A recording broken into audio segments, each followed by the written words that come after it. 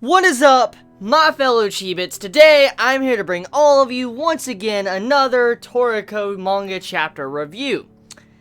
Chapter 369. So God is revealed. We finally get to see what God is. And there's been so many theories out there, so many speculations on what God possibly could be. There's been so many discussions on this topic that it is ridiculous, because God is an ingredient that has been built up for a very long time, like almost since the start of Toriko.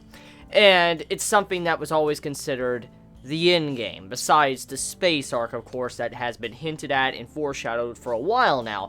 But before I even talk about the space stuff, let's talk about God. So, the outcome of God, or how God looks, was something truly I did not expect. And I highly doubt anyone expected God to look like it does, or what it was, because God apparently is a beast that has a capture level of 10,000, and it is a giant old frog. Kind of badass looking, but a giant old frog. And when I think of God, I don't necessarily think of a frog. I gotta be honest here. When I think of God, the first thing that pops in my mind, it's not a frog. It really isn't, honestly.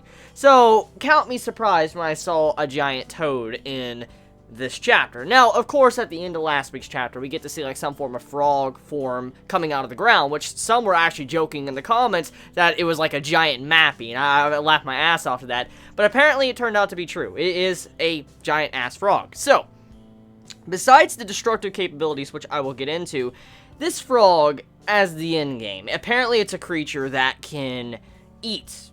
Like, it eats everything, and it stores all this great nutrients inside of it, and then, that's why it's God, because it has all this great taste about it, because it eats so much, like, how God takes everything back.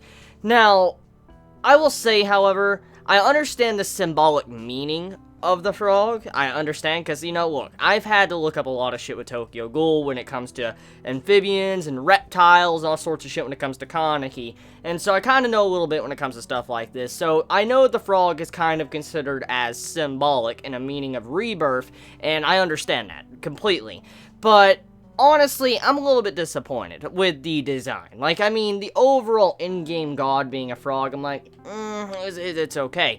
Now, looking past that, however, my personal feelings aside, the destructive capabilities of God is insane, because it casually ate the moon like nothing. Seriously, it just pops up, has these little sperm tadpole things come together, and it literally bites the moon, or sticks its tongue out, grabs the moon, drags it down, and eats the fucking moon. That is insane. That is absolutely insane. This frog just ate the damn moon, casually, like it was nothing. And I guess that's to be expected. It is God, and it's the last menu on Akasia's, full course. So it's to be expected that God would be ridiculous. But I just can't believe how it was casually eating the moon like it was nothing. So for something like that to be done, that's insane. That means that, this thing could casually eat planets.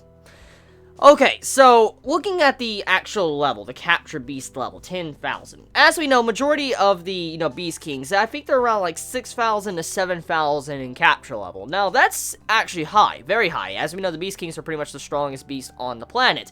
And then God, we kind of find out is actually a creature, a living creature, and its Capture level is 10,000. Now, that is 3,000 over the actual capture level we know of when it comes to the Beast Kings. So God is insane when it comes to his level, because I'm willing to bet there's a huge gap. Since that's a big gap right there, God can probably do some crazy stuff, because we've already seen that the Beast Kings can already pretty much demolish the planet like nothing. I'll look at Genesis, the wolf, and his claw, the way we saw Jiro fighting with it. I mean, we already seen how some parts of the Beast Kings can demolish the planet like nothing. Look at the Monkey King, Bombina. I mean, he casually soft-jumped out of the fucking atmosphere, so if he could do something like that, and his capture level is like 6,000 to 7,000, I can't even begin to imagine how strong God is. And apparently this is one of the biggest gods they've ever seen, because, how big it is and how it's formed.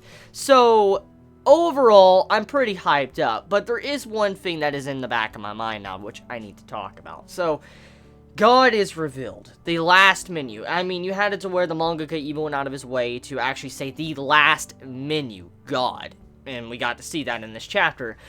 And with that being said, it seems like we've entered the final arc. It really does. Now, I know there is the space arc foreshadowing. I've discussed this constantly, and many have discussed it. But now seeing how it says the last menu, and now knowing that the entirety of the full course, Akase's full course that has been built up since the beginning of Toriko was kind of just completely axed off the table, it seems like Toriko might be coming to an end. Because, I mean, for a mangaka to skip something that's been built up for so long, and that's one of the core main focuses of the series, and to skip something like that, or at the very least the reactions of the characters while eating the full course, it's saddening, because that's something that's been built up for a very long time, and now knowing God is here, there's no time to show us the other menus and stuff and all that on Akase's full course. So, it's pretty much, it's been cut. A lot of that stuff has been completely axed. All the different areas are gone. And that means that we are moving into the final part of the series. And I mean, the way Toriko has been for a while now, it's been rushed. You could say whatever you want. It's been really fucking rushed. And I've already discussed my thoughts on this, how most likely it's Shonen Jump rushing the creator and forcing him to put the series to an end. Because a lot of series in Weekly Shonen Jump have been ending recently or reaching their final arcs. I mean, look, Gintama, Naruto ended a while back. Bleach is entering its final phases. I mean, look at the recent chapter. One Piece does some major step forward, forward points with its endgame. I mean, you have it to where we already know that certain other manga are going to be ending soon, like Nisekoi. I mean, there's a bunch of weekly manga series that are reaching its final conclusion. It seems like Weekly Shonen Jump are trying to finally weed out the old and probably bring in the new, what I can see. But it's kind of sad, though, because Toriko has a lot of potential. It's a very good series, and I've had so much fun reading it.